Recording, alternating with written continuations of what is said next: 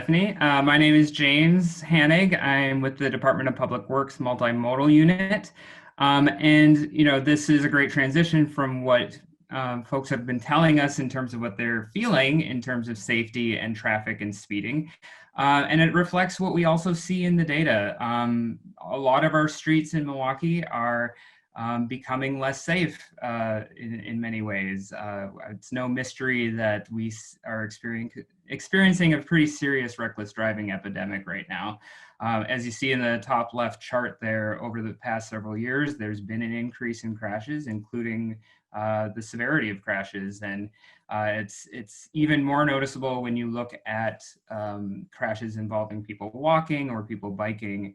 Not only are the number of crashes increasing, but the severity of crashes are increasing. So more likely to be killed or seriously injured in a crash. And one of the main contributors, if not the main factor when it comes to safety and traffic safety, is speed. And a lot of that comes down to how streets are designed and how they're operated. The graphic in the lower right of this slide shows if a person walking is hit by a vehicle going 20 miles per hour, there's a 13% chance of you being seriously injured or killed.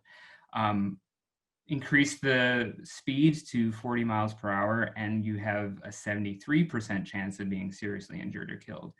And we at the Department of Public Works know that there are a lot of different ways that we can change the way the streets are designed to promote lower speeds and safer behaviors, ranging from road diets to reducing the number of lanes or narrowing the lanes, and also including spaces that separate traffic and users and physically slow people down, like speed humps. Next slide, please.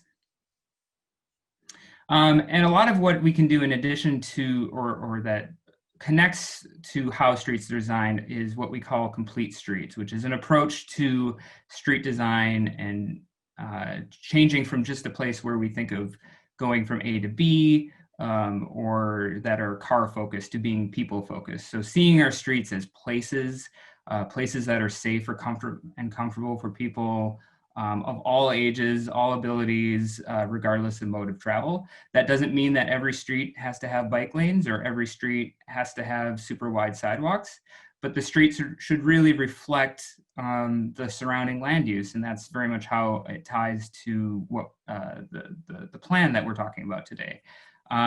Next slide, please. And just to mention, Milwaukee has a complete streets policy that was adopted by Common Council and signed by the mayor in 2018. I highly encourage people to take a look. I believe I have a link somewhere, but if not, it's milwaukee.gov/complete streets. And it really outlines what our priorities are in terms of street design going forward to really make sure that pedestrian safety is the highest priority. Next slide, please. We actually just published our first annual report, which is required by the Complete Streets policy, which really sets the benchmark of what the current experience and how complete or incomplete our streets are now. I highly encourage people to take a look. It's very extensive. It sets the tone for where we can prioritize work going forward. One of the really interesting and cool aspects, in addition to all the partnerships and cool people who are involved, and many of which are on the call right now, to make sure that this report really reflects what people are seeing and where we want to go with how our streets serve the community. It also has a really strong health and equity component to the report that shows how the way streets are designed and the disparities related to transportation and mobility affect people's health and their outcomes. And some of my friends and colleagues at the Milwaukee Health Department will be speaking to that a little bit more in just a couple of minutes. Next slide, please.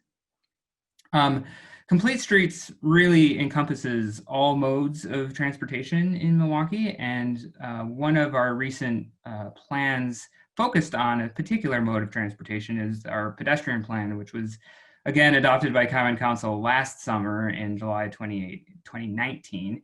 In addition to just really assessing where the issues are that affect people's level of safety and comfort walking, It also set over 20 recommendations with over 100 specific actions that we can take to make Milwaukee safer for walking.